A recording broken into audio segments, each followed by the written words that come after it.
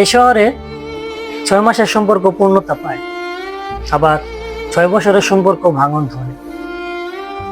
পার্থক্যটা শুধু ভালোবাসার গুরুত্বে।